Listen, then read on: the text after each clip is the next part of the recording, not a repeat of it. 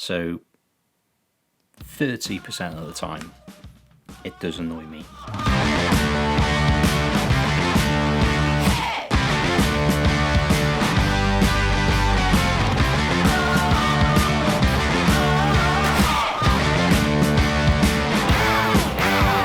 Hi folks, welcome back to the channel. If you're new here, my name's Ben. I'm a photographer and videographer based in North Wales. Very quick on today, all about the Sony a7C. We'll be going through why I bought it, my thoughts of using it over the last 6 months, along with some pros and cons, and why I'm selling it. There won't be very much B-roll in this video because this is going to the post office in roughly an hour. It has already been sold, but I'll try and get a few little details here and there. So first off, why did I buy the Sony a7C? So I picked up this camera in August last year, 2021. It was right in the middle of wedding season, and at the time I was running the Sony a7R IV, and that was my only camera at the time. This last year was a good mix of both photo and video for weddings, but going forward I'm doing almost exclusively video. I've only got one wedding photography gig this coming year. So I was trying to buy the Sony a7S III, but I just could not get hold of one. So I'd already sold my Sony a7 III, which I had alongside the a7R IV. And yeah, I needed a second camera for a wedding video, so I hurriedly rushed down the road to Cambion Photography in Colwyn Bay, who I called ahead in advance. I knew they had an a7C in stock. It really was a case of I needed another camera for the coming weekend. So yeah, that's what I came home with. Obviously by this point I'm no stranger to using Sony cameras. Like I say, I was using Sony a7R IV, and I previously owned 2 Sony a7 IIIs as well. So getting started with this camera really wasn't much trouble at all. Yes, it's still using the older menus, which I'm perfectly comfortable with. And internally, this is practically the same camera as the Sony a7 III. So I was very much at home. But there were some quirks and some advantages to the Sony a7 III. So first off, the pros of this camera. I really like the small profile.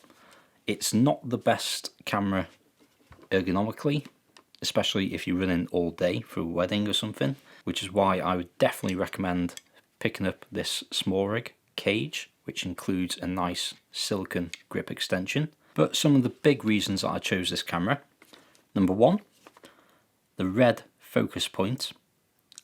After using the Sony a7R IV for quite a while, I was not going back to a grey focus point. Red all the way. The much better white balance picker, so when you go into custom white balance you can move your little box anywhere on the screen to pick your white balance. Especially handy for weddings when you never quite know how long something's going to go on for. Unlimited record time. Thankfully, I've not had to sit through a ceremony or speeches quite long enough for even the a7 III to run out of record time. But with the a7C, it is nice knowing you have that peace of mind that it's not going to run out. The articulating screen. I am a big fan of articulating screens, especially seeing as this camera is more for video rather than stills. I do very much like being able to shoot from the hip and have the screen angled out towards me. Improved autofocus system, particularly in video. I autofocus in video. We have a nice large AF on button which I use for active tracking. As soon as I hit that button, whatever's in the focus point will get locked onto and it will stay there. The tracking is so good in this camera. A much better file naming system. So anyone who's shot extensively with the a7 III, a7S II, any of the old cameras, if you're shooting with multiple cameras, you will know the pain of having several C0001 files and several C0002 files. such a pain. But with this camera, it is sequential.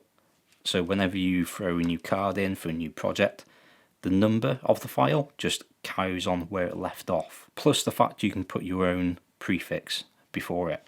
The compartment doors on this camera are much better than the a7 III. They don't just flap wildly in the wind while you're working. Yeah, they're nice and solid, no issues at all. And then my absolute favourite thing about this camera, the first camera I've owned which has this feature, is the gyro data from the sensor. So I love shooting weddings handheld, getting in close with the couple, and generally keeping a lower profile, not drawing anyone's attention.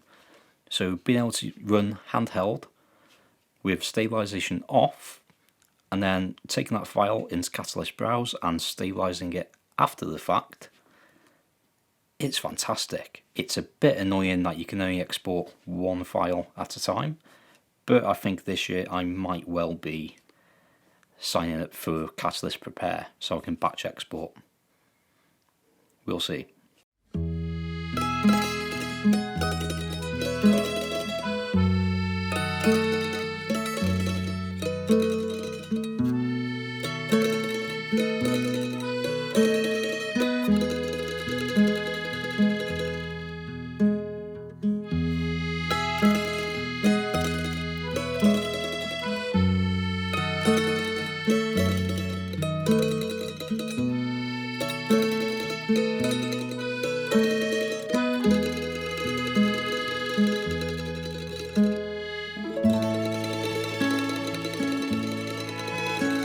And the cons of this camera, like I said, ergonomics, the grip is not the best, so again, this small rig cage is fantastic. It does the job perfectly well.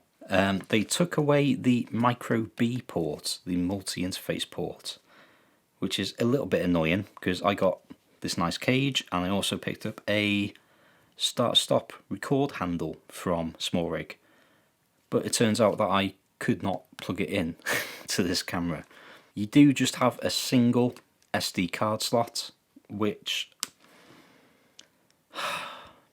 I'm honestly not too bothered about it. Right now I'm shooting to the Sony FX3, which does have 2 card slots, so I could, if I wanted to, shoot redundantly. But I'm not, and I haven't been. In all my time using Sony cameras, I've not had one corrupt file, which I would say is pretty good going. So yeah, I trust it to do the job.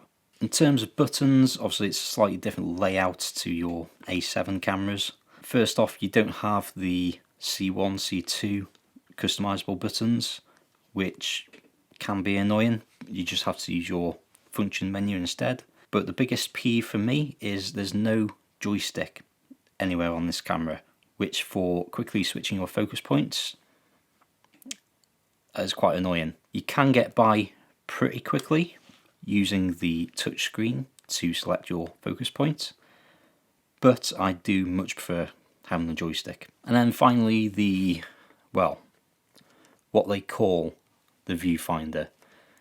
It's not a totally pleasant experience shooting through this viewfinder. The classic sort of prism location and size of viewfinder is always going to be a much nicer experience and giving you a clearer image as well. But yeah, like I say, this has been primarily for video shooting rather than photo, so 30% of the time it does annoy me. So yeah, why have I sold this camera? Well, just a couple of days ago I finally put my deposit down for the Sony a7 IV, and really the only reason I bought this camera was just a stepping stone waiting for the Sony a7 IV. So yeah, all the money that I get from this sale is going straight into that new camera. I have no idea when it will actually be here with me, but I do have other cameras I can use in the meantime. Nonetheless, I'm very much looking forward to the a7 IV. Like I say, my main camera these days is the Sony FX3, and in terms of video, the a7 IV will match it perfectly as a B camera. as well as being a fantastically capable stills camera. I sold the A7R IV mainly because it was just too much. It was a lovely camera to use, felt great in the hand, the files were massive. My least favourite thing about that camera was the megapixel count, and I was also using it 50/50 for video, so putting that money towards the FX3 was a very good idea for me. Those 4K 50 10-bit 422 files, as well as 33 megapixel very capable low light stills camera, it might be a perfect camera for my current setup. So there we go, thank you very much for watching. Yeah, I need to get this back in the box all nice and neatly, ready for the new user. So thank you very much for watching, hope you enjoyed this video, hope you might have found it useful. If you like this video, please do give it a like and subscribe down below. If you've got any questions, do leave a comment down below. I try to get back to everyone. Otherwise, be good, stay safe, get shooting, and I'll see you in the next video.